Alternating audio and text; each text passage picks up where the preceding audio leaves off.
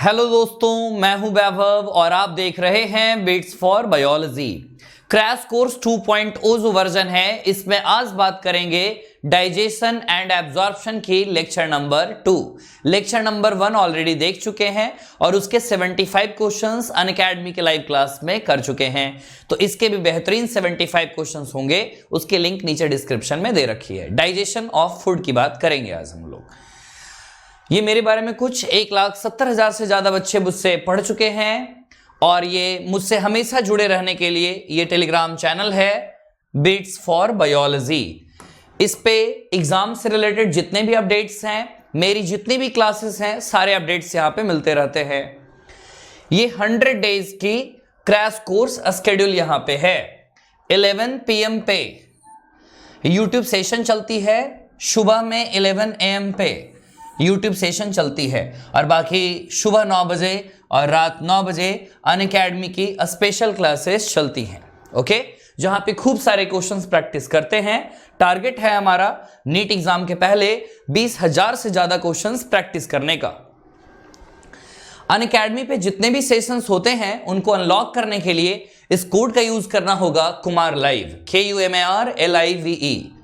Unacademy plus का platform बहुत ही बेहतरीन प्लेटफॉर्म, जहां पे 2 प्लान है, प्लस का प्लान है और आइकनिक का प्लान है।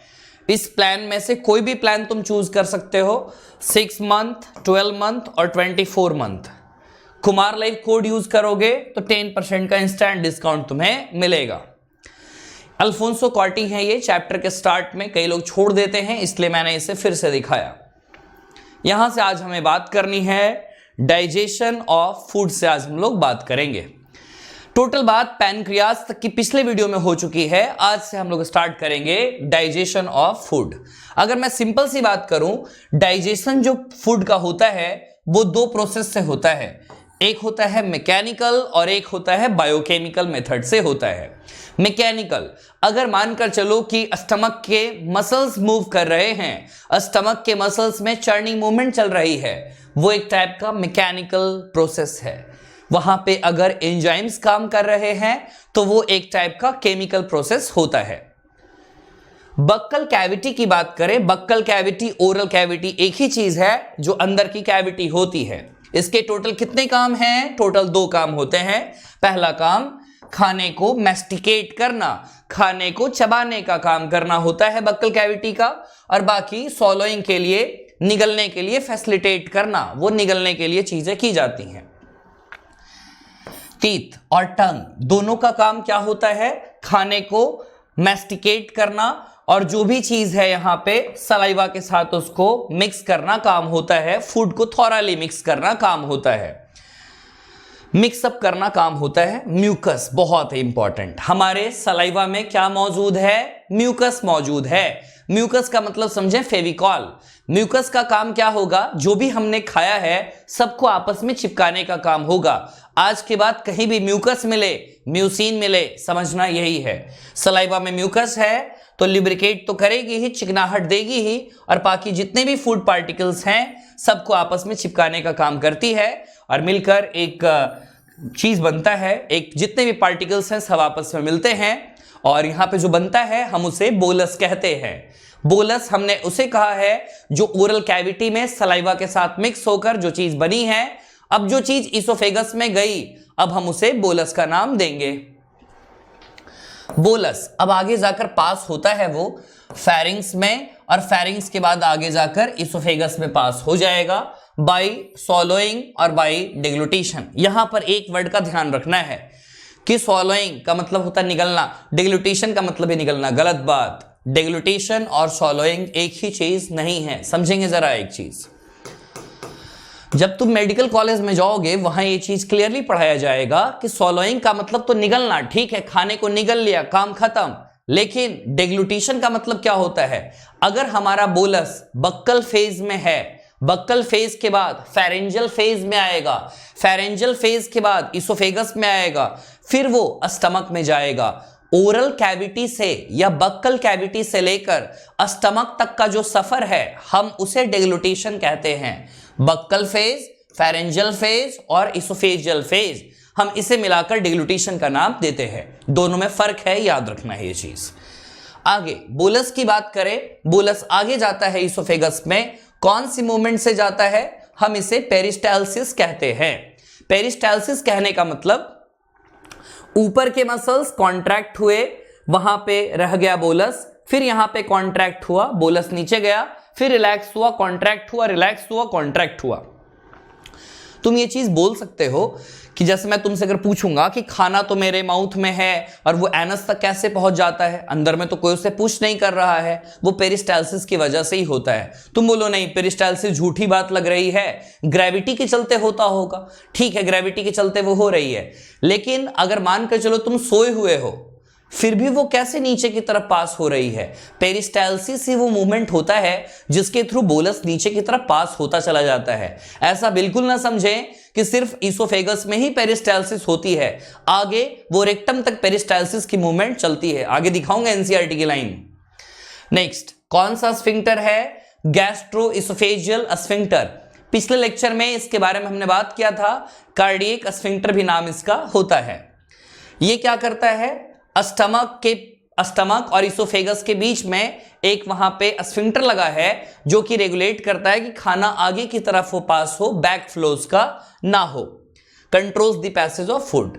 नेक्स्ट बात चलेगी हमारी सलाइवा के बारे में। सलाइवा कहां सिक्रीट होती है? ओरल कैविटी में। याद है ना, सलेवरी ग्लैंड के टोटल नंबर 6 होते कहां हैं? बाहर में। सिक्रीशन कहां है? अंदर में होता है सिक्रीशन। क्या क्या निकलता है भाई सलाइवा में? क्या क्या मौजूद है सलाइवा में? इलेक्ट्रोलाइट्स मौजूद है, जैसे sodium ion, potassium ion, chloride ions और बाइकार्बोनेट यहां पे मौजूद है। सलाइवा में एक बहुत ही इंपॉर्टेंट एंजाइम, नाम सलाइवरी अमाइलेज। कई लोग सलाइवरी अमाइलेज बोलते हैं, कई लोग टाइलिन भी इसे बोलते हैं, दोनों नाम सही है। नेक्स्ट, और क्या है इसमें? लाइसोजाइम। लाइसोजाइम फिर क्या है? लाइसोजाइम एक एंटीबैक्टीरियल सब्सटेंस होती है, तभी तो हमारे माउथ में बैक्टीरिया जल्दी नहीं लग पाता। इसके बाद केमिकल प्रोसेस, डाइजेशन की शुरुआत हुई कहां? ओरल कैविटी में। क्वेश्चन बनता है सबसे पहली बार केमिकल प्रोसेस कहां स्टार्ट हुआ? तो वो ओरल कैविटी में। केमिकल प्रोसेस कहने का मतलब, अगर हमने रोटी खाया, मिस स्टार्च खाया, उस पे कौन आएगा? Salivary amylase. स्टार्च को क्या तोड़ देगा ना, तो इसी चीज को बोला जाता है यहां पे कि यहां पे केमिकल प्रोसेस स्टार्ट हो चुका है। हाइड्रोलिटिक एक्शन में पानी के प्रेजेंस में काम करेगा, तो पूछा जाएगा तुमसे कि कार्बोहाइड्रेट को तोड़ने वाले एंजाइम को क्या बोलते हैं? तो सलाइवरी अमाइलेज। क्या बोला जाएगा? Salivary amylase. अब देखो, जैसे हमने यहां पे स्टार्च खाया, स्टार्च कहने का मतलब रोटी खाया हमने मानकर चलो 100% स्टार्च लिया, लेकिन यहां पे 100% कितने में कन्वर्ट हो जाएगा? यहां पे टोटल 70% ये बचेगा। जो माल्टोज में कन्वर्ट हुआ है कितना परसेंट? लगभग 30% ही यहां पे कन्वर्ट हो पाता है। तो बाकी यहां पर जो चीजें टूटेंगी, तो बाकी तो बच गया ना। अभी 70% स्टार्च तो बचा हुआ है। ये जो 70% स्टार्च जो बचा हुआ है, ये आगे जाकर टूटेगा पैनक्रियाज के एंजाइम से। पैनक्रियाज के जो जूस हैं, पैनक्रेटिक जूस, वहां से टूटेगा। अब बात करते हैं कि माउथ में ही 30% का डाइजेशन हो जाता है भाई। ठीक है, क्या हम में चल रहा है? नहीं, ये रेशियो 5 से 30% है। ये रेशियो जो है 5 से 30%। अगर तुम खाना को ज्यादा चबाते हो तो वो डाइजेशन 30% तक होगा। अगर तुम 32 बार एक खाने को चबा रहे हो, जो एक लेते हो तुम मुंह में, तो उसको अगर 32 बार चबा रहे हो तो उसको बोला जाएगा कि 30% स्टार्च का डाइजेशन हो गया। ऐसे 5% डाइजेशन होता है, बाकी पैनक्रेटिक जूस को मेहनत करनी पड़ती है। यहां का पीएच कितना होता है जब ये एंजाइम तोड़े जाएगा? 6.8 होता है। ये एक पॉलीसेकेराइड था और ये जाकर कन्वर्ट हुआ डाइसेकेराइड में, जिसे नाम बोलते हैं माल्टोज। ऐसा नहीं है कि सिर्फ माल्टोज ही डाइसेकेराइड होता है, लैक्टोज भी है, सुक्रोज भी है। नेक्स्ट, लाइसोजाइम के बारे में। लाइसोजाइम जो सलाइवा में प्रेजेंट है, ये एज ए एंटीबैक्टीरियल एजेंट काम कर रहा है, इसके चलते इंफेक्शंस नहीं लगते। अच्छा, पीएच का मैं एक जगह पे ही बता दूं, 3 पीएच इस चैप्टर में हैं। ये 3 पीएच याद रखेंगे। सबके लास्ट में क्या है कॉमन? 8। 6-1 क्या होता है? 7। ये कहां का है? ये कहां का है? माउथ का। ये कहां का? स्टमक का। और ये कहां का? स्मॉल इंटेस्टाइन का। पीएच मुझे लगता है अब सबको याद रहेगा, अपने एनसीईआरटी की छत पे लिखेंगे तीनों चीजें। माउथ में 6.8, स्टमक में 1.8, स्मॉल इंटेस्टाइन में 7.8। हमारे स्टमक में म्यूकोसा था, बाहर की लेयर को सेरोसा कहते थे और अंदर वाली को सबसे इनरमोस्ट जो होती थी म्यूकोसा कहते थे। याद आता होगा, गैस्ट्रिक ग्लैंड, इसी का मॉडिफिकेशन तो होता था।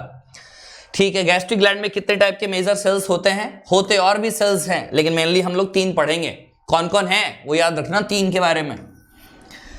पहला सेल नाम म्यूकस नेक सेल, दूसरा पेप्टिक सेल, नाम और भी है चीफ सेल, तीसरा पेराइटल सेल, नाम और भी है ऑक्जेंटिक सेल। पहला म्यूकस नेक सेल क्या रिलीज करेगा? म्यूकस नेक सेल क्या रिलीज करेगा? तो म्यूकस नेक सेल म्यूकस रिलीज करेगा। पेप्टिक सेल और चीफ सेल क्या रिलीज करेगा? तो ये पेप्सिनोजेन को रिलीज करेगा। पेराइटल और ऑक्जेंटिक क्या करेगा? तो ये एचसीएल को रिलीज करेगा। साथ में कैसल इंट्रिंसिक फैक्टर होता है, इसे भी रिलीज करेगा। क्या होता है आखिर ये फैक्टर? ये फैक्टर जरूरी है। जो हम विटामिन B12 लेते हैं ना, तो विटामिन B12 का एब्जॉर्प्शन तो होना चाहिए। विटामिन B12 को एब्जॉर्ब कराने वाला फैक्टर है CIF बोलते हैं, कैसल इंट्रिंसिक फैक्टर, जो पेराइटल सेल सिक्रीट करने का काम करता है। अब एक वर्ड में हमें हमेशा कंफ्यूजन होता है, यहां पर प्रो एंजाइम क्या लिखा हुआ है, पेप्सिनोजेन का मतलब क्या, पेप्सिन का मतलब क्या। एक बात हमेशा समझेंगे, अगर किसी भी एंजाइम में प्रो लग जाए, अगर किसी भी एंजाइम में जेन लग जाए, तो ये हमेशा समझेंगे कि वो एक इनएक्टिव एंजाइम है। प्रो एंजाइम का भी मतलब वही होता है कि वो एक इनएक्टिव एंजाइम है। और जैसे मान के चलो पेप्सिनोजेन है, इस पे HCl का एक्शन होगा तो आगे पेप्सिन बन जाएगा, वो एक एक्टिव एंजाइम वहां पे होगा। स्टमक हमारे खाने को लगभग 4 से 5 घंटे तक के लिए स्टोर करता है। जो हमारा खाना है, मींस जो बोलस है, वो गैस्ट्रिक जूस के साथ आकर मिक्स हो जाता है, क्योंकि पेट में तो हमारे गैस्ट्रिक जूस ही निकल रहा है। स्टमक में कौन सी मूवमेंट चल रही है? चर्निंग मूवमेंट वहां पे चल रही है। दीवारें जो वहां की हैं वो चर्निंग मूवमेंट कर रही हैं। क्या मैं बोल सकता हूं चर्निंग मूवमेंट का करना ये एक मैकेनिकल मेथड है। यहां पे जो गैस्ट्रिक जूस काम कर रहा है ये एक केमिकल मेथड है। इसी चीज को क्या बोलते हैं? काइम। तो काइम कुछ और नहीं है, जो बोलस आया है ना ऊपर से, माउथ से, ओरल कैविटी से, अगर मान कर चलो मैं बोलस के बारे में बोलूं और बोलस प्लस गैस्ट्रिक जूस अगर मैं कहूं, तो bolus plus gastric juice equal to chyme, यही तो चीज है। क्या पेप्सिनोजेन के लिए प्रोएंजाइम कह सकते हैं ना? आगे एक आएगा प्रो कार्बोक्सी पेप्टाइडेज, उसके लिए भी प्रोएंजाइम कह सकते हैं ना? अब देखो जरा, पेप्सिनोजेन है, आगे जाकर किस में बदलेगा? पेप्सिन में। कैसे बदलेगा? जब उस पे HCl काम करेगा। क्या कह सकते हैं? पेप्सिनोजेन इनएक्टिव था, उसको एक्टिव करने का काम किसने किया? HCl ने किया, उसको एक्टिव उसने कर दिया। अब जो पेप्सिन है, प्रोटियोलाइटिक एंजाइम कहते हैं इसको। प्रोटियोलाइटिक क्यों कहा? प्रोटीन को तोड़ने वाला एंजाइम है, तो नाम बोला गया प्रोटियोलाइटिक एंजाइम स्टमक का होता है। समरी में पढ़ेंगे हम आज आखिरी में कि स्टमक में मेनली प्रोटीन डाइजेशन ही देखने को मिलता है। पेप्सिन क्या करेगा? प्रोटीन को कन्वर्ट करेगा, किस में? याद रखेंगे, प्रोटियोजेज में। और किस में? पेप्टॉन्स में। इसी को नाम क्या देंगे? पेप्टाइड्स का नाम देंगे। तो पेप्सिन ने प्रोटीन को तोड़ा, किस में? 2 चीजों में, प्रोटियोजेज में और पेप्टॉन्स में। आगे आएगी ये चीज, याद रखना है तुम्हें। इसके अलावे म्यूकस और क्या है? बाइकार्बोनेट्स, ये भी कहां प्रेजेंट है? हमारे गैस्ट्रिक जूस में। बात आती है इसकी जरूरत ही क्यों पड़ी? हमारे स्टमक में HCl है, इतनी खतरनाक कि अगर हाथ पे गिरे तो हाथ जल जाए। स्टमक क्यों नहीं जल पाता हमारा? पेट क्यों नहीं जल पाता हमारा? तो इंपॉर्टेंट रोल होता है ताकि म्यूकोसल एपिथेलियम को बचाया जा सके, म्यूकोसा की दीवार को HCl से बचाया जा सके। हमारे गैस्ट्रिक जूस में क्या मौजूद है? म्यूकस और बाइकार्बोनेट मौजूद है। चिकनाहट तो दे ही रहा है और प्लस HCl के नुकसान से भी बचाने का काम कर रहा है। एक्सकोरिएशन, अगर ये काम करेगा, मान कर चलो कि इसने बोला कि आज काम नहीं करेंगे, म्यूकस और बाइकार्बोनेट ने मना कर दिया कि HCl निकलता है तो निकलने दो, लेकिन हम काम नहीं करेंगे। ये दोनों ने बोल दिया कि हम दोनों काम नहीं करेंगे। अब क्या होगा? पेट में HCl तो निकलेगा, ये दोनों तो बचाने के लिए है नहीं। पेट की धज्जियां उड़ जाएंगी, पेट पूरी तरह से अल्सर से भर जाएगा, फोड़े फोड़े हो जाएंगे पेट में, ऐसा लगेगा किसी ने आग डाल दिया पेट में। ठीक है, तो HCl हाईली कॉन्सेंट्रेटेड है। सिर्फ कॉन्सेंट्रेटेड नहीं, हाईली कॉन्सेंट्रेटेड। कॉन्सेंट्रेटेड वो चीज होती है जिसमें पानी का अमाउंट कम होता है और उसमें जो सॉलिड का अमाउंट है वो ज्यादा होता है। HCl क्या करती है? HCl वहां एसिडिक पीएच प्रोवाइड करने का काम करती है। कितना पीएच देती है? 1.8। याद आएगा ना तुम्हें? 6.8, 1.8, 7.8। आगे पेप्सिन काम कर पाता है इसी पे। अगर 1.8 है ना तभी पेप्सिन काम कर पाएगा। तुम बोलो पेप्सिन को काम करवाएंगे जाकर ड्यूडेनम में, नहीं कर पाएगा, वहां का पीएच इतना है ही नहीं। तो ये पीएच सफिशिएंट यहां पे होता है, याद रखेंगे इसके बारे में। अगली कहानी आई है रेनिन के बारे में। रेनिन आज हम में नहीं है। छोटे छोटे जो इन्फेंट्स होते हैं, नवजात बच्चे जो होते हैं, जो पैदा होते हैं डायरेक्ट, तो उनमें क्या मौजूद होता है? रेनिन। रेनिन भी पेप्सिन के जैसा ही एक एंजाइम है, प्रोटीन को तोड़ने वाला एंजाइम है। कहां मौजूद है? गैस्ट्रिक जूस में ये एंजाइम मौजूद है। दोनों में फर्क है। RENIN अगर बोलूं, वो एक हार्मोन होता है, ये जो है ये एक एंजाइम होता है। कहां मौजूद है? इन्फेंट्स में मौजूद है। क्या करता है? मिल्क प्रोटीन, मिल्क के अंदर भी तो प्रोटीन है ना, उनको तोड़ने का काम कर रहा है। तो हमारे अंदर में रेनिन नहीं है, आज हमारे अंदर पेप्सिन ही काम कर रहा है सारा। अब गैस्ट्रिक ग्लैंड से जो सिक्रीट हो रहा है ना, तो कुछ अमाउंट में लाइपेज भी होता है, ध्यान रखना इस बात को। लाइपेज ऐसा नहीं है कि नहीं निकलता, निकलता है। इसके अलावा बहुत सारे मूवमेंट्स जनरेट हो रहे हैं हमारे जो मस्कुलरिस लेयर है स्मॉल इंटेस्टाइन की। ये बच्चे मिस कर देते हैं, ये मस्कुलरिस लेयर वही वाली है, सेरोसा, मस्कुलरिस, इनर सर्कुलर और आउटर लॉन्गिट्यूडनल, और सब म्यूकोसा और म्यूकोसा। ये जो मूवमेंट चल रहे हैं लगातार, ये मूवमेंट का काम क्या होता है? ताकि खाने को जितने भी इंटेस्टाइन के सिक्रेशंस हैं उनके साथ अच्छे से मिक्स कर दिया जाए। अब इसके बाद कुछ जूसेस हैं जो स्मॉल इंटेस्टाइन में रिलीज होती हैं। सबसे पहला बाइल जूस, कहां से? लीवर से। पैनक्रिटिक जूस कहां से? पैनक्रियाज से। इंटेस्टिनल जूस कहां से? इंटेस्टाइन से जूस निकलने का काम होता है। बाइल जूस ही एक ऐसा जूस है जिसमें एंजाइम नहीं होता। इंपॉर्टेंट। सारा कहां निकल गया? स्मॉल इंटेस्टाइन में निकल गया। पैनक्रिटिक जूस और बाइल जूस दोनों रिलीज होते हैं हेपाटो पैनक्रिटिक डक्ट से। अरे बच्चे को मालूम है, हेपाटो पैनक्रिटिक डक्ट से निकलती है। लेकिन मुझे बताओ वहां पे स्फिंक्टर जो होती है उसका नाम क्या है? स्फिंक्टर ऑफ ऑडी, ओडाई भी बोलते हैं। पैनक्रिटिक जूस में जितने भी एंजाइम्स हैं, क्या सारे के सारे इनएक्टिव एंजाइम्स हैं? कैसे पहचानते हैं हम इन्हें? मेनली जेन लगा है, ये सबसे पहचान सकते हो। प्रो लगा है, ये सबसे मेनली तुम पहचान सकते हो। इसमें 6 के 6 जो एंजाइम्स हैं वो इनएक्टिव एंजाइम्स हैं। प्रोटीन को पचाने के लिए 3 एंजाइम्स हैं, और देखते हैं कौन कौन। ट्रिप्सिनोजेन, काइमोट्रिप्सिनोजेन और प्रोकार्बोक्सीपेप्टाइडेज। ये 3 वो प्रोटीन है, ये 3 वो एंजाइम हैं जो आगे प्रोटीन के डाइजेशन में मदद करेंगे। इसके अलावा कौन है? अमाइलेजेस है। क्या पचाएगा? ये कार्बोहाइड्रेट को पचाने का काम करेगा। लाइपेजेस है, नाम देखते ही पता चल गया होगा तुम्हें, क्या पचाएगा? फैट को पचाएगा।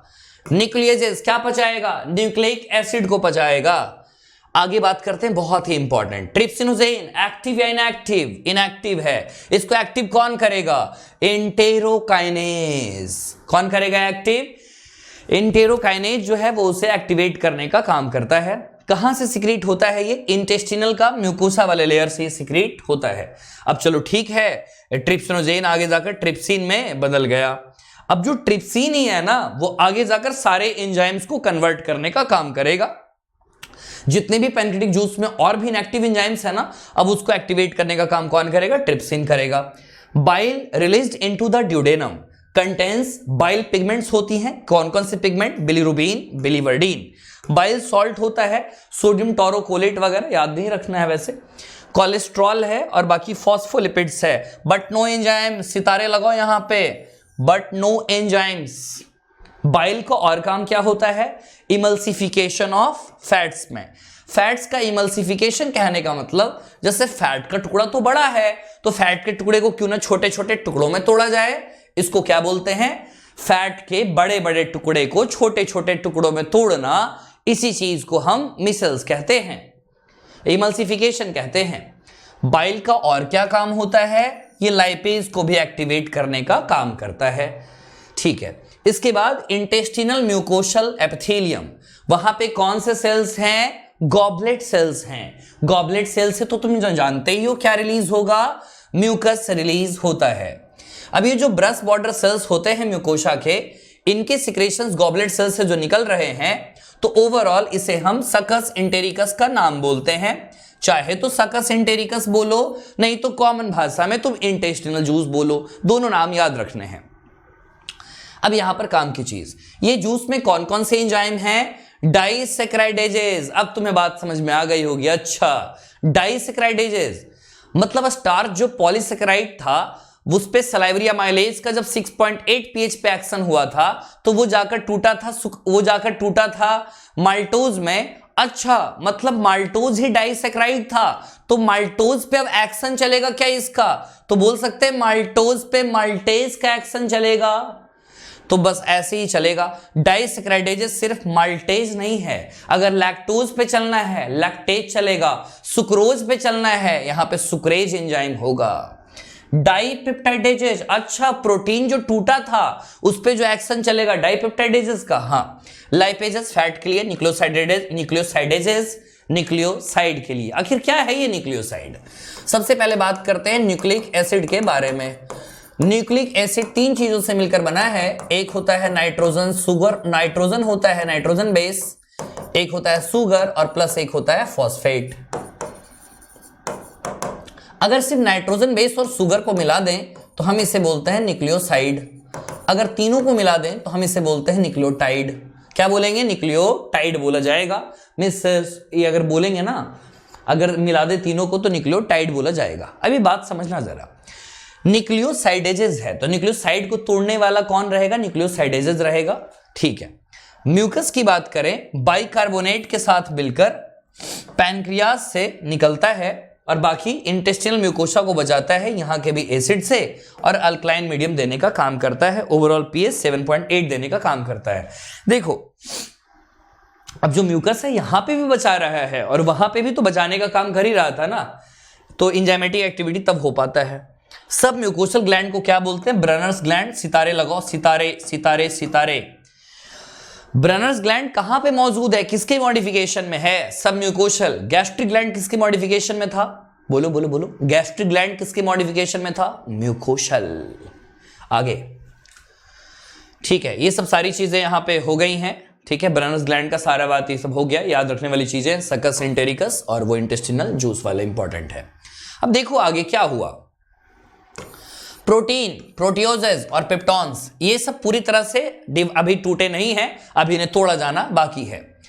ठीक है, ये सब जो काइम में थे, काइम का मतलब जो बोला गया वो काइम स्टमक वाली है, तो स्टमक में चलो ठीक है प्रोटीन डाइजेशन होता है, लेकिन कोई पूछे क्या कंप्लीट डाइजेशन प्रोटीन का स्टमक में ही हो गया क्या? नहीं, होता है, बात मानते हैं, लेकिन पूरी तरह से नहीं होता, पार्शियली होता है।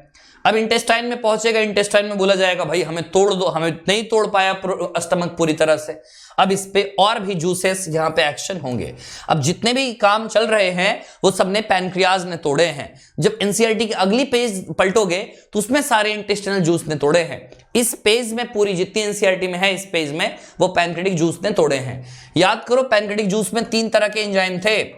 तुम सोच रहे होगे अरे काइमोट्रिप्सिनोजेन हुआ करता था, प्रोकार्बोक्सीपेप्टाइडेज हुआ करता था, ट्रिप्सिनोजेन हुआ करता था, नाम चेंज है मतलब गलत है क्या? नहीं, ये सब एक्टिव एंजाइम्स हैं जिनको एंटेरोकाइनेज ने स्टार्टिंग में बदला था ट्रिप्सिनोजेन को, और आगे ट्रिप्सिन ने ही सबको बदल दिया। अब देखो, प्रोटीन्स, पेप्टोन्स और प्रोटियोजेस, क्या ये सब पार्शियली हाइड्रोलाइज्ड हैं? पूरी तरह से नहीं टूटे हैं। ये तीनों मिलकर तोड़ने का काम करेगा इन्हें, और ये टूटे हैं डाइपेप्टाइड में। अभी भी पूरा टूटा नहीं है, वो इंटेस्टिनल जूस ही आखिरी में तोड़ेगा इन्हें। कार्बोहाइड्रेट को कैसे तोड़ा जाए भाई? पैनक्रेटिक अमाइलेज, तुम तोड़ो इसे। पॉलीसैकेराइड को, स्टार्च को मींस अमाइलेज ने तोड़ा था डाइसैकेराइड्स में। तुम लोग ऐसा तो देखा है, वहां 30% टूटा था, 70% तो स्टार्च अभी भी बचा हुआ है ना, जो जाकर डाइसैकेराइड्स में जाकर टूटेगा। डाइसैकेराइड्स को आगे तोड़ने वाला कौन होगा? मींस अगर यहां पे माल्टोज आया है तो माल्टोज को तोड़ने वाला आगे कौन होगा? माल्टेज। ये माल्टेज कहां है? ये माल्टेज की अगर बात करें तो ये माल्टेज कहां प्रेजेंट है? इंटेस्टिनल जूस में, जो अगली पेज की कहानी होगी। फैट्स पे एक्शन हुआ लाइपेज का, डाइग्लिसराइड्स में टूटा, आगे मोनोग्लिसराइड्स में टूटेगा। पैनक्रेटिक जूस में जो न्यूक्लियस है वो न्यूक्लिक एसिड को तोड़ता है, किसमें? न्यूक्लियोटाइड में और न्यूक्लियोसाइड में। तुम्हें समझ में आ गया होगा, बना तो इसी चीज का है, इसलिए तोड़ता भी इसी चीज में है। देखो, न्यूक्लिक एसिड पे एक्शन हुआ न्यूक्लियस का, किसमें बदला? न्यूक्लियोटाइड में बदला। न्यूक्लियोटाइड आगे किसमें बदला? न्यूक्लियोसाइड में बदला। एंजाइम्स कहां मौजूद हैं? सकस इंटेरिकस में, मिस इंटेस्टिनल जूस में मौजूद हैं। किस पे काम करेंगे? जो ऊपर जितनी भी लास्ट में चीजें बची थी ना, उस पे काम करेंगे और उसको सिंपल एब्जॉर्बेबल फॉर्म्स में कन्वर्ट करेंगे। अब देखना जरा, these final steps in digestion आकर very close to the mucosal epithelium cells of the intestine. याद रखना, यहां पर चेंज कर दिया जाएगा तुमको सब म्यूकोशल, ठीक है, फंसना मत। अब देखो, यही मैं बोल रहा था अगली पेज की, ये जितने भी प्रोडक्ट तुम यहां पे सामने में देख रहे हो, क्या मैं कह सकता हूं ये सारे के सारे जितने भी प्रोडक्ट्स हैं वो कहीं ना कहीं पैनक्रेटिक जूस से तोड़े हुए प्रोडक्ट है। अब जब ये टूट चुका है, अब सबसे आखिरी में हम क्या चाहते थे कि प्रोटीन बदले अमीनो एसिड में बदल गया, कार्बोहाइड्रेट बदले ग्लूकोज में बदल गया, इसके बाद न्यूक्लिक एसिड बदले सॉरी हाँ, तो हम चाहते थे जो, वो तो हमें मिल रहा है। यहां पे देखो जरा, डाइपेप्टाइड्स पे किसका एक्शन हुआ? डाइपेप्टाइडेजेस का। किसमें बदला? अमीनो एसिड में बदला। जितने भी एंजाइम्स यहां पे काम कर रहे हैं, क्या सारे के सारे एंजाइम्स इंटेस्टिनल जूस में मौजूद थे? हाँ थे। कैसे याद करेंगे सर इसे? मल्टोज, लैक्टोज और सुक्रोज। मल्टोज है, मल्टेज ने काम किया। लैक्टोज है, लैक्टेज ने काम किया। सुक्रोज है, सुक्रेज ने काम किया। इसका एक और नाम होता है, इन्वर्टेज भी कहते हैं हम इसे। अब देखो, सब में ग्लूकोज देखोगे कॉमन प्रोडक्ट है। अच्छा, मतलब तीनों में ग्लूकोज है, ठीक है। यहां पे भी ग्लूकोज, यहां पे भी ग्लूकोज, ठीक है। यहां पे ग्लूकोज कॉमन है, तो यहां पर लैक्टोज था तो यहां पे गैलेक्टोज, यहां पे सुक्रोज था तो यहां पर क्या आ गया? ग्लूकोज तो है ही, यहां पे इसका एक ट्रिक से याद रखेंगे, शुक्र है कि जीएफ है ना, तो जी और यहां पे क्या आ गया? एफ, ग्लूकोज और फ्रक्टोज। शुक्र है कि जीएफ है। हाँ, बस इतनी बात है। अब इसके बाद देखो, न्यूक्लियोटाइड पे न्यूक्लियोटाइडेज का एक्शन हुआ तो न्यूक्लियोसाइड बना, इस पे साइडेजेस का एक्शन होगा तो शुगर प्लस बेस बनेगा ये, ठीक है। और बाकी डाई और मोनोग्लिसराइड पे लाइपेज का एक्शन हो तो फैटी एसिड और ग्लिसरॉल में टूट चुका है पूरी तरह से। अब बताओ, इससे ज्यादा टूट सकता है क्या? इससे ज्यादा कैसे कोई टूटेगा? जितना फाइनली टूटना था वो तो पूरी तरह से टूट चुका है। आगे बायोमैक्रोमोलिक्यूल्स जो मेंशन किए गए हैं ऊपर में जितने भी, वो सब स्मॉल इंटेस्टाइन में आकर पूरी तरह से टूट गए हैं। सिंपल सब्सटेंसेस बन चुके हैं। अब इनको जेजनम में क्या होना पड़ेगा? एब्जॉर्ब। ड्यूडेनम में टूटे, जेजनम में एब्जॉर्ब, इसलिए कहते हैं जेजनम में मैक्सिमम एब्जॉर्प्शन होता है। इलियम रीजन में भी होगा, लेकिन मैक्सिमम कहां होगा? जेजनम में। अनडाइजेस्टेड और अनएब्जॉर्ब्ड सब्सटेंसेस जो भी हैं वो अब आगे लार्ज इंटेस्टाइन में पहुंच जाएंगे। जो भी काम की चीज है वो स्मॉल इंटेस्टाइन है, जो भी टूटना था ड्यूडेनम तक टूट चुका। फिर क्योंकि वहां पे पैनक्रेटिक जूस भी आ रहा है, बाइल जूस भी आ रहा है ना, तो इसलिए वहां पे टूट चुका। अब इसके बाद की जो कहानी है वो आगे देख रहे हैं हम लोग। No no no no no, बहुत इंपॉर्टेंट, कोई भी सिग्निफिकेंट डाइजेस्टिव एक्टिविटी नहीं चलती लार्ज इंटेस्टाइन में, तो आखिर लार्ज इंटेस्टाइन के काम क्या है? लार्ज इंटेस्टाइन का पहला काम एब्जॉर्प्शन ऑफ सम वाटर, कुछ पानी को एब्जॉर्ब कर लेना, कुछ मिनरल्स को एब्जॉर्ब कर लेना और कुछ ड्रग्स को एब्जॉर्ब कर लेना। इसके अलावा अच्छा, यहां से भी म्यूकस, तुम सोच रहे हो अच्छा मिस स्टमक में भी, इंटेस्टाइन में भी, दोनों इंटेस्टाइन में भी, हाँ दोनों इंटेस्टाइन में म्यूकस निकलेगा। और काम क्या होता है म्यूकस का? हमेशा चिपकाओ, जितने भी अनडाइजेस्टेड वेस्ट है सबको चिपकाओ और आगे बिल्कुल माहौल को क्लियर कर दो।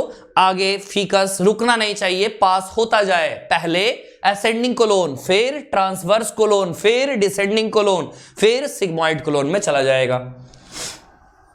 Easy passage. आगे अनडाइजेस्टेड है, अनएब्जॉर्ब्ड है, इसको क्या बोलेंगे? फीकस बोलते हैं, स्टूल बोलते हैं, एक्सक्रेटा बोलते हैं, पॉटी बोलते हैं, सब इसी के नाम है। कहां एंटर करेगा ये? सीकम में एंटर करेगा। चले आओ सीकम में, ब्लाइंड सैक वाले स्ट्रक्चर में आ गए, ठीक है। लार्ज इंटेस्टाइन में आ गए। कौन सा ढक्कन लगा होगा? Ileocaecal valve. अरे नाम से ही पता चलता है, इलियम और सीकम, ठीक है, दोनों के बीच में एक वाल्व लगी है ताकि बैक फ्लो ना हो जाए, ठीक है, फीकल मैटर पीछे ना आ जाए क्योंकि गंदगी फैल जाएगी पूरी तरह से।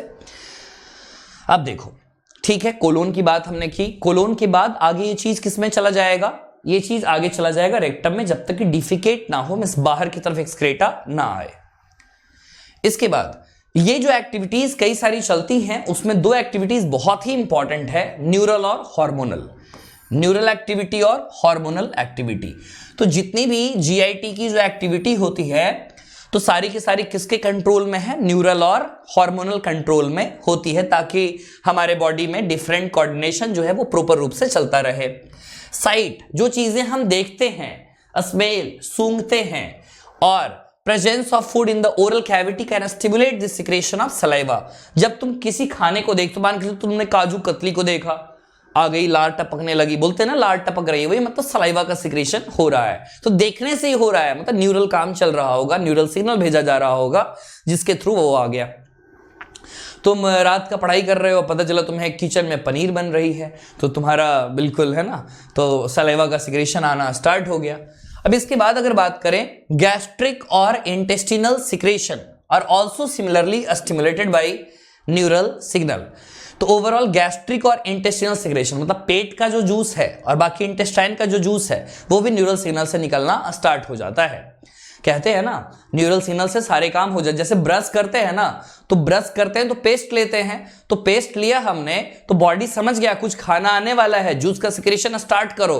अब पेट को पता ही नहीं है कि ये तो आएगा, इसके 2-3 घंटे बाद खाना आने वाला है, पेट से जूस निकल ही रहा है।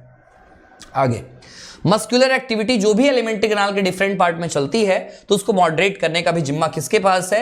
न्यूरल मैकेनिज्म के पास भी है। वहां पे लोकल भी होते हैं और बाकी सीएनएस से भी काम चलता है, सेंट्रल नर्वस सिस्टम से भी काम चलेगा और बाकी लोकल भी काम चलता है वहां पे।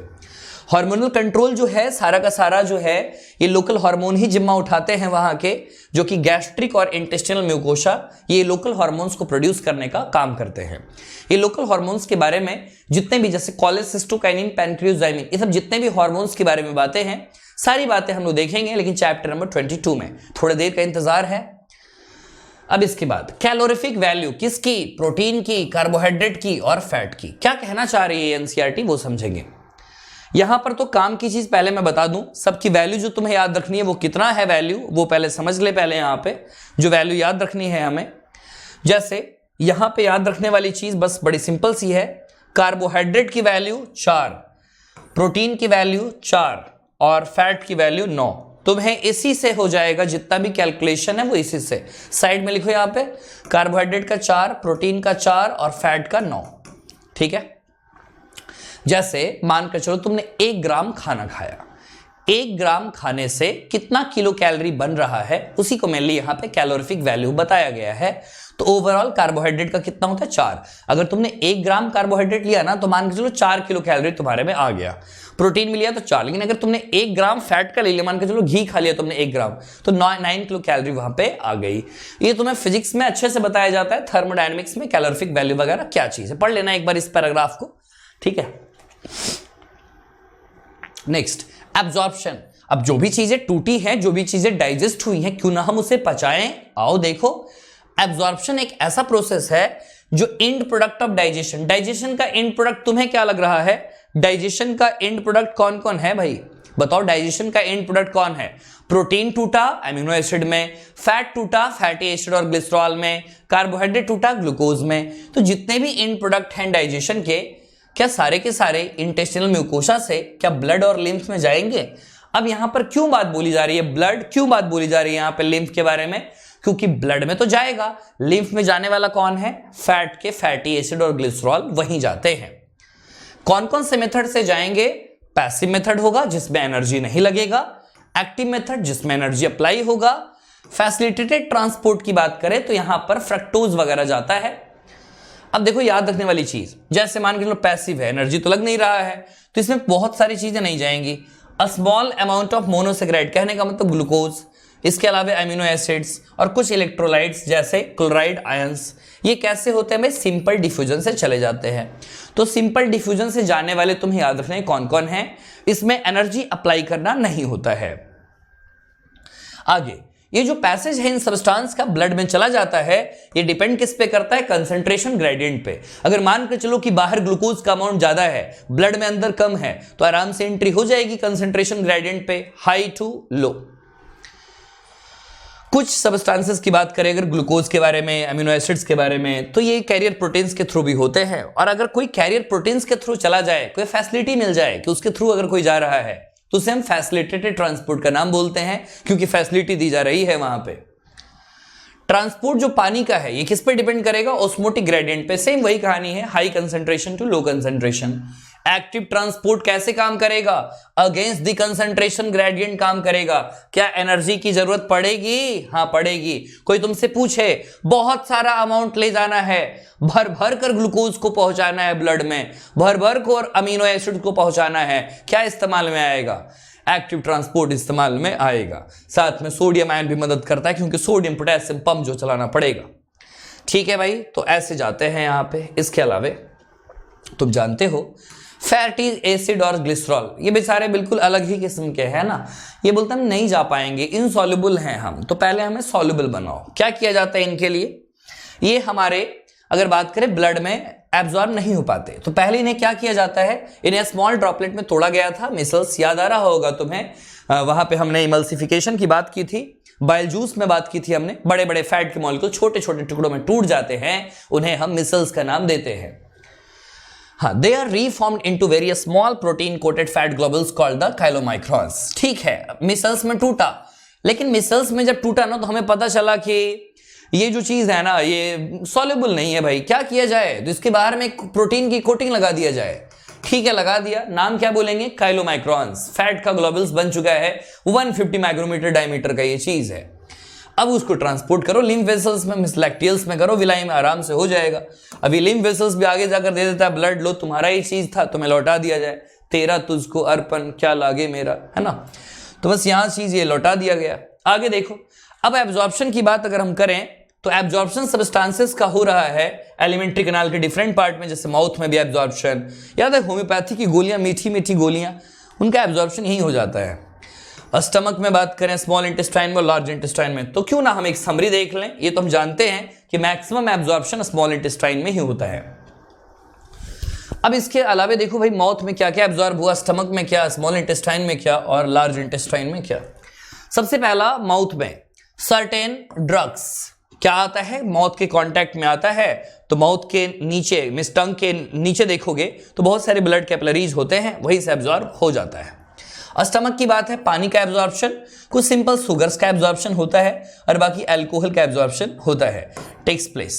ठीक है, याद है तुम्हें वो सिंपल सुगर्स में अगर तुम्हें बताऊं मैं तुम्हें, घर में बचपन में तुम्हें याद होगा, वो पाउडर होती थी, दूध की पाउडर होती थी। दूध की पाउडर खाने में बड़ा, आज भी बड़ा मजा आता है दूध की पाउडर को खाने में, है ना। तो बचपन में ज्यादा खाया करते थे। तो सिंपल जो शुगर होते हैं ना, उनका एब्जॉर्प्शन स्टमक में ही हो जाता है, खाने में बड़ा मजा आता है, लेकिन यहाँ पे लगता है ना कुछ कुछ चीजें चिपक गई हैं।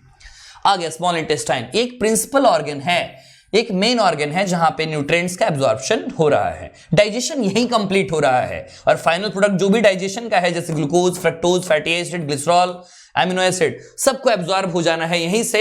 ब्लड स्ट्रीम में हो जाओ चाहे लिम्फ में हो जाओ, लिम्फ वाले फैट है, ब्लड वाले सारे प्रोटीन, एमिनो एसिड्स वगैरह, ग्लूकोज वगैरह, और लिम्फ वाले भी लौटा देंगे आगे ब्लड को। लार्ज इंटेस्टाइन में भी पानी का होता है, कुछ मिनरल्स का भी होता है, और ड्रग्स का भी यहाँ पे होता है। अब देखो ना, जो सब्सटेंसेस एब्जॉर्ब हुए हैं उनको कहां तक पहुंचना है? टिश्यू में पहुंचना है, उन्हें आगे फिर काम करना है। अब देखो, जो भी सब्सटेंसेस ब्लड में एब्जॉर्ब हुए, अब ब्लड उनको लेकर जाएगा टिश्यू तक, फिर वहां वो एटीपी का प्रोडक्शन करेंगे, एनर्जी का प्रोडक्शन करते हैं। हम इसी प्रोसेस को एसिमिलेशन कहते हैं। बचपन में एक चीज पढ़ाई गई थी हमें, पहला चीज इंजेशन, खाना खाओ, उसके बाद डाइजेशन, खाने को पचाओ, खाने को एब्जॉर्ब करवाओ, खाने को एसिमिलेट करवाओ, और जो भी चीज बचा उसको बाहर निकलवा दो, इसको बोलते हैं इजेशन। ठीक है, आगे digestive waste solidified into coherent fecus in the rectum initiate a neural reflex causing an urge or desire for its removal। क्या बात बोली गई है यहां पे, ये समझना। जितने भी डाइजेस्टिव वेस्ट है, मींस अनडाइजेस्टेड वेस्ट कहें तो ज्यादा अच्छा होगा, अनडाइजेस्टेड फूड कहें तो ज्यादा अच्छा होगा, जो खाना नहीं पच पाया, जो डाइजेस्ट नहीं हो पाया, पहले तो चीज सॉलिडिफाई होगा। ठीक है, इसके बाद सब आपस में चिपकते चले जाएंगे with the help of mucus, आगे रेक्टम में स्टोर होंगे, जब तक कि न्यूरल रिफ्लेक्स नहीं मिलेगा। ठीक है, कि अब उसे बाहर निकालना है, तब तक, जब तक अर्ज ना आए, जब तक डिजायर ना आ जाए, तब तक वो रिमूव नहीं होगा। जो फीकस का इजेशन है, जो बाहर करते हैं हम, वो एनल ओपनिंग से करते हैं, इसे हम डेफिकेशन कहते हैं। याद रखने वाली चीज, इसे एक्सक्रेशन नहीं कह सकते। एक्सक्रेशन हमेशा नाइट्रोजनस प्रोडक्ट के लिए यूज होता है, अमोनिया, यूरिक एसिड, ये सब चीजों के लिए, यूरिया वगैरह के लिए। ये एक वॉलेंट्री प्रोसेस है, हमारे इच्छा पे कंट्रोल है।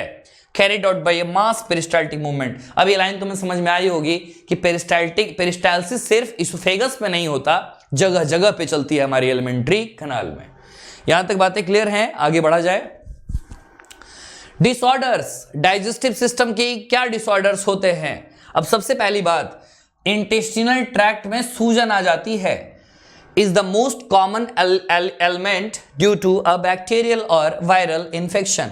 हमारे स्टमक में, हमारे पूरे जीआईटी में, पूरे जो जीआईटी ट्रैक्ट है हमारा, गैस्ट्रो इंटेस्टिनल ट्रैक्ट में इंफेक्शंस लगातार होते रहते हैं। ये इंफेक्शंस किसकी वजह से हैं? ये इंफेक्शन बैक्टीरियल और वायरल की वजह से हैं। ठीक है, अब देखो जरा यहाँ पे कौन कौन से इंफेक्शन किससे होते हैं, पैरासाइट्स कौन कौन से हैं वो देखना इंटेस्टाइन के। टेपवर्म, टीनिया कह दूं, राउंडवर्म, अस्कैरिस कह दूं, थ्रेडवर्म को क्या बोलेंगे? नेमाटोडा बोलेंगे।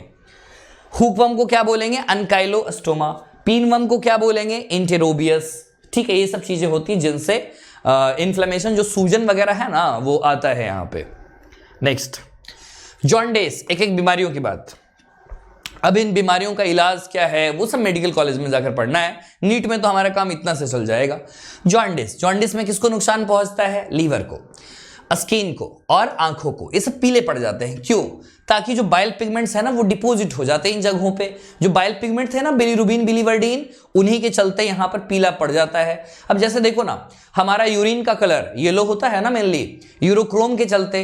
यूरोक्रोम भी कैसे टूटा? बिलीवर्डिन और बिलीरुबिन के चलते ही वो टूटता है, उसके चलते हमारे यूरिन का कलर जो है वो पीला पड़ जाता है।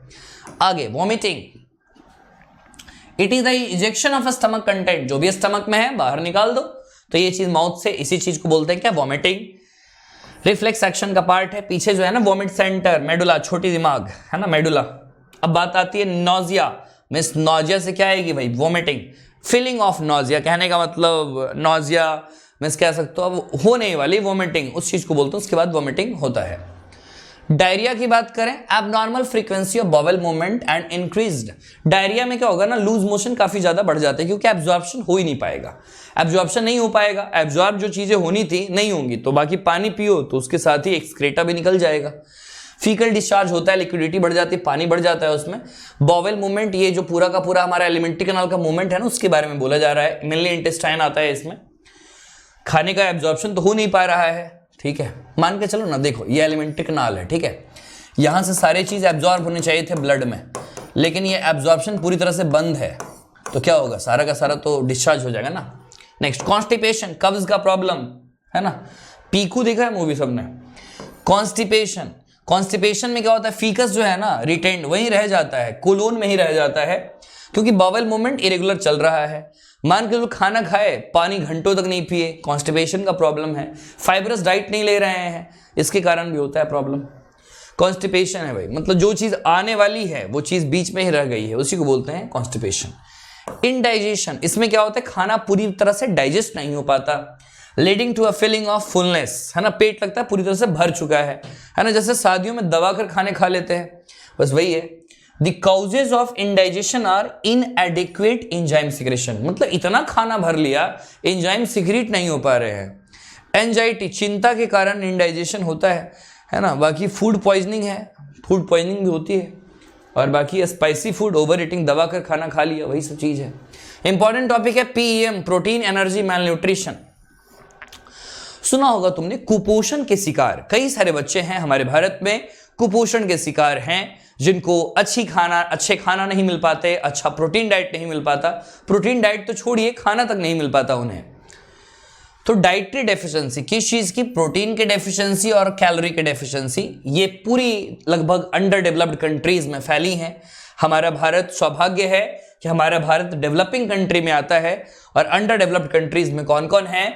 साउथ और साउथ ईस्ट एशिया, इसके अलावा साउथ अमेरिका और इसके अलावा वेस्ट और सेंट्रल अफ्रीका। यहाँ जो लोग हैं वो अंडर डेवलप्ड कंट्रीज हैं यहाँ, और बाकी वहाँ प्रोटीन भी नहीं मिल पा रहा है, कैलोरी भी नहीं मिल पा रहा है। प्रोटीन एनर्जी मालन्यूट्रिशन ये ज्यादातर पॉपुलेशन को तब नुकसान पहुंचाती है जब कहीं भी सुखाड़ है, सूखा पड़ा हुआ है, ड्राउट का कंडीशन है, जहां अकाल पड़ा हुआ है, फैमीन है, जहां पॉलिटिकल टर्मोइल, बहुत सारे राजनीतिक विवाद चल रहे हैं, कई नेता ही आपस में लड़ रहे हैं, तो जनता का क्या होगा। दिस हैपेंड इन बांग्लादेश में एक बार हुआ है, लाइब्रेशन वॉर हुआ था वहां पे। जैसे भारत और पाकिस्तान के बीच अगर लड़ाई होती है, किसी भी देश के साथ अगर लड़ाई होती है, तो सबसे ज्यादा जो प्रॉब्लम जो झेलेंगे वो जो गरीब लोग हैं हमारे देश के, वो झेलेंगे। कहते तो हम हैं कि युद्ध कर दो, तोप छोड़ दो, ये कर दो, वो छोड़, तो सरकार तो समझती है कि इनके चलते गरीबों को सबसे ज्यादा झेलना पड़ेगा, भूख के चलते मर जाएंगे। जैसे लॉकडाउन में क्या हुआ, सेम वही चीज। हाँ, and in Ethiopia during the severe drought in mid 80s बहुत सारी वहां पे सुखाड़ की कंडीशन आ गए थे। प्रोटीन एनर्जी मालन्यूट्रिशन अफेक्ट्स बच्चे, छोटे छोटे इन्फेंट जो होते हैं, चिल्ड्रन जो होते हैं, तो उनमें नुकसान आती है। प्रोटीन एनर्जी मालन्यूट्रिशन में दो बीमारियां पड़ी जाती हैं, एक मैरस्मस और एक क्वाशियोरकर। मैरस्मस नाम छोटा लगता है, क्वाशियोरकर नाम बड़ा लगता है। क्वाशियोरकर लगभग 1 से 2 साल से बड़े बच्चों को होगा, मैरस्मस छोटा नाम है तो छोटे बच्चों को होता है, ऐसे याद रखेंगे ट्रिक। मैरस्मस की बात करें, marasmus is produced by a simultaneous deficiency of protein and calorie. Marasmus में ना प्रोटीन मिल रहा है ना कैलोरी मिल रहा है। ऐसा क्यों हो रहा है? छोटे बच्चे इन्फेंट हैं जो लगभग 6 महीने के हैं, उनको मैरस्मस कैसे, मतलब कुछ भी ना मिले, मतलब प्रोटीन भी ना मिले, कैलोरी भी ना मिले, ऐसे कैसे हो सकता है? मान कर चलो कि कोई कपल हैं, दोनों मजदूर हैं, दोनों का एक पहला बच्चा होता है, पहला बच्चा लगभग अभी कुछ ही साल का है, कुछ ही महीनों का है, और दूसरे बच्चे का भी वहां पे दूसरा बच्चा भी आ जाता है। अब मुझे बताओ, क्या पहले बच्चे का देखभाल अच्छे से हो पाएगा? क्या नहीं हो पाएगा। बच्चे को ना कैलोरी मिल रहा है, बच्चे को ना प्रोटीन मिल रहा है। तो अगर दोनों ना मिले मैरस्मस में, अगर बात करें वहां पे सिर्फ और सिर्फ कैलोरी तो मिल रहा है, मान के चलो पूरा मिल रहा है, चावल मिल रहा है, ये सब चीजें मिल रही हैं, है ना, चावल मिल रहा है, तो बहुत सारी चीजें जो कार्बोहाइड्रेट वाली हैं वो सब चीजें तो मिल रही हैं पूरी तरह से। कैलोरी है लेकिन चावल मिल रहा है ना, भात पूरी तरह से दे देते हैं, तो ये सब चीजें तो मिल रही हैं, लेकिन वो नहीं मिल रहा, प्रोटीन नहीं मिल रहा, तो क्वाशियोरकर का प्रॉब्लम होता है।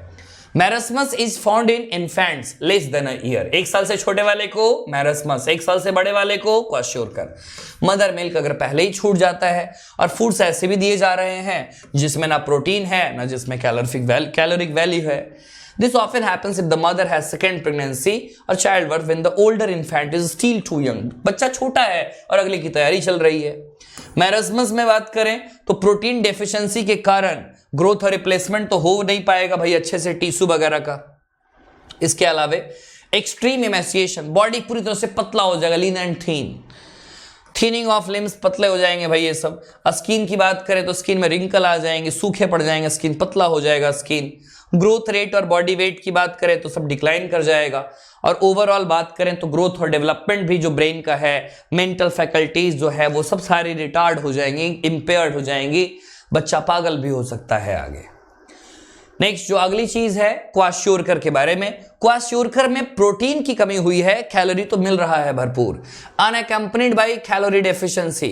ठीक है भाई, प्रोटीन डेफिशिएंसी क्या हुई, इसमें प्रोटीन की कमी हुई है, कैलोरी मिल रहा है, अनअकम्पनीड लिख रखा है, याद रखना।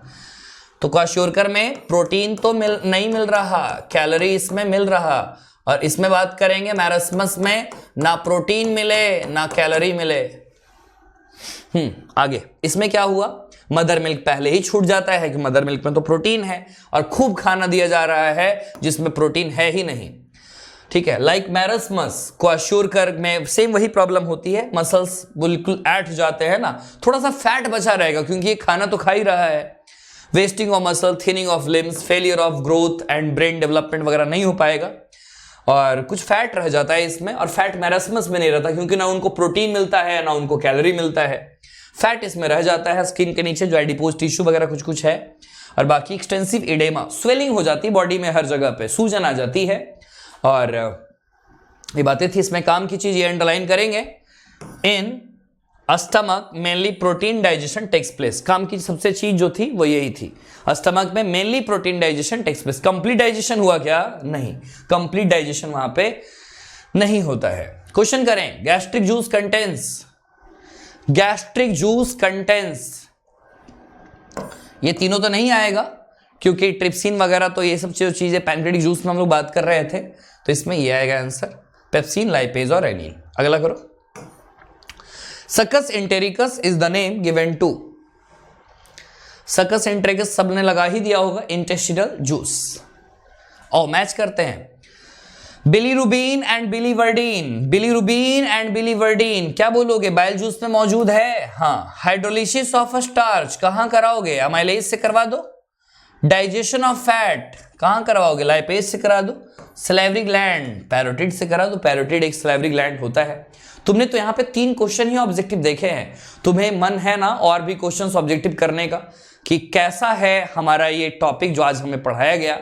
इसके बेहतरीन 75 क्वेश्चंस का लिंक डिस्क्रिप्शन में नीचे है, जल्दी से एनरोल करो और लाइव क्लास में प्रैक्टिस करो मेरे साथ इसके बेहतरीन 75 क्वेश्चन जो आज की क्लास में तुमने पढ़ा है। रोज सुबह 9 बजे अनअकैडमी का स्पेशल क्लास में प्रैक्टिस करते हैं हम ये क्वेश्चंस, और वहां कोड तुम्हें यूज करना होता है कुमार लाइव। अगर ये कोड तुमने यूज किया तो मेरे सारे सेशन तुम्हारे लिए फ्री हो जाएंगे। में से एक जरिया है खजाने का, कुमार लाइव। पढ़ो तो एक दीवाने की तरह, क्योंकि तुम्हें दुनिया का सबसे बेहतरीन डॉक्टर जो बनना है, और बायोलॉजी में उसके लिए चाहिए 360/360। जो तुम सफर शुरुआत किए हो और मंजिल तक पहुंचनी है, इसका सफर यहीं से ये चीज होगा।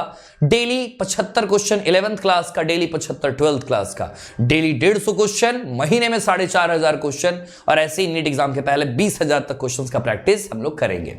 ओके, एनरोल करो, लिंक जल्दी से इस वीडियो को शेयर करो दोस्तों के पास, और आ जाओ अनअकैडमी के स्पेशल क्लास में प्रैक्टिस करेंगे खूब सारे क्वेश्चंस फ्री ऑफ कॉस्ट में, डेली बहुत सारे क्वेश्चंस। ओके बच्चों, बाय बाय, थैंक यू।